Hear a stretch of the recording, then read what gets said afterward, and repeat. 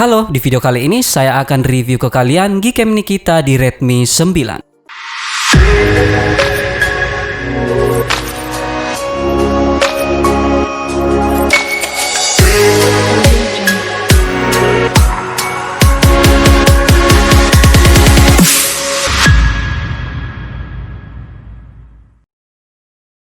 Biar videonya nggak kepanjangan, langsung aja.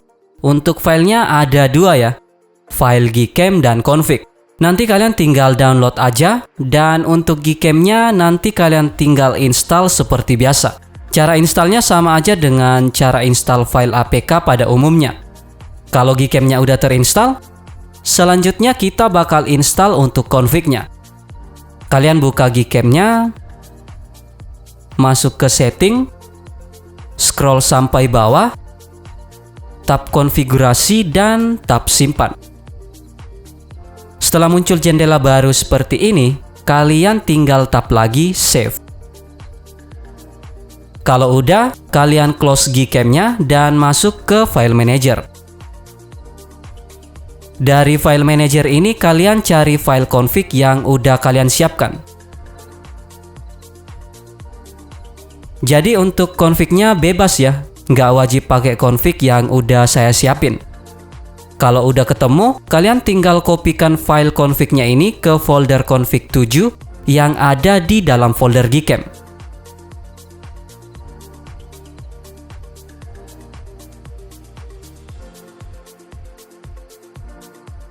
Selanjutnya kalian close file manajernya, masuk lagi ke Gcam-nya, dan dari Gcam-nya kalian tap 2 kali bagian hitam ini. Setelah muncul jendela baru seperti ini, kalian tinggal pilih config-nya dan tap kembalikan atau restore. Kita lanjut ke pembahasannya. Gcam Nikita versi 2 ini kalau dari UI dan settingannya sama aja ya dengan versi-versi sebelumnya yang udah pernah kita review. Di bagian quick setting mode auto atau kameranya ini masih ada settingan seperti flash, Google Auto White Balance, HDR+, timer, dan rasio. Untuk mode portrait juga masih sama aja, terutama di bagian quick settingnya.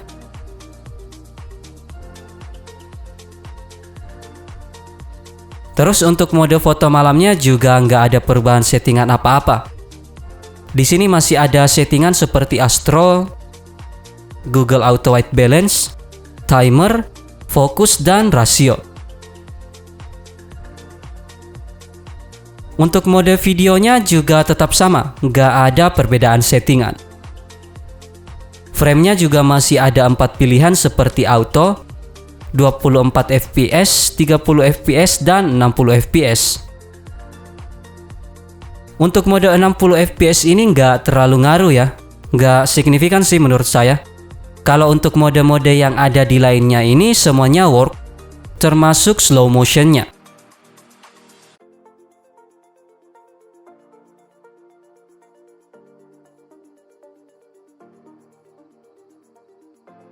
Kalau di bagian settingannya, di sini masih sama dengan versi sebelumnya. Ada settingan umum seperti simpan lokasi, suara kamera, gestur, dan lain-lain. Di bagian foto ada settingan untuk clip picture, bingkai HDR+, dan resolusi foto. Untuk clip picture-nya ini ada settingan seperti lip custom. Lip custom-nya ini ada beberapa pilihan. Selain itu, kalian juga bisa atur untuk tone curve dan gamma curve. Di bagian settingan lanjutannya ini juga nggak ada perbedaan dengan versi sebelumnya. Di sini ada kontrol HDR+, HDR+ disempurnakan, format video, model perangkat, kualitas JPG, kompensasi exposure, ISO, Shasta, opsi fokus, saber, dan lain-lain. Di model perangkatnya ini kalian bisa setting untuk pilihan UI-nya. Di sini lumayan banyak pilihan.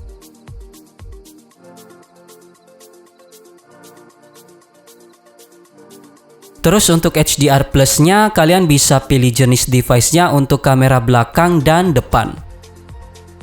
Di sini ada beberapa pilihan. Dan bagusnya lagi, kalian juga bisa atur untuk model noise dari Gcam ini. Dan untuk pilihan sensornya ada banyak.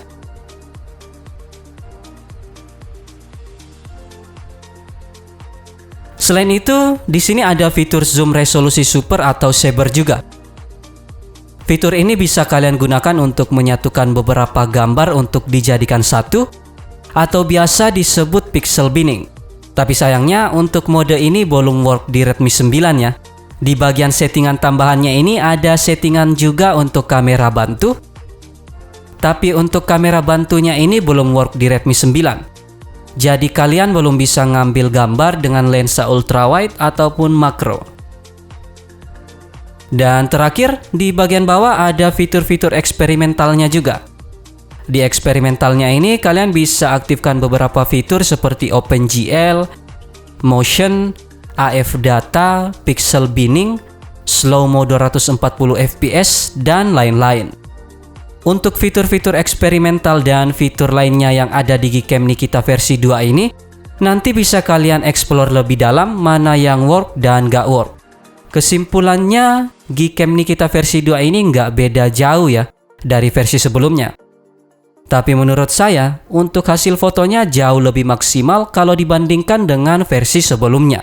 Nikita versi 2 ini bisa dibilang makin pinter buat processing fotonya. Hasilnya tajam dan Gcam-nya lebih pinter buat nyesuaiin warna dari objek yang difoto. Terus untuk mode malamnya udah bisa dibilang yang terbaik lah kalau untuk Redmi 9. Kalau untuk kekurangannya sih mungkin lebih ke viewfinder foto yang masih nge-lag. Tapi balik lagi, ini bukan karena Gcam-nya, tapi karena chipset MediaTek yang nggak begitu bersahabat dengan Gcam. Di sini saya juga udah siapin beberapa foto yang diambil menggunakan Gcam Nikita versi 2 di Redmi 9. Dan ini dia untuk hasil fotonya.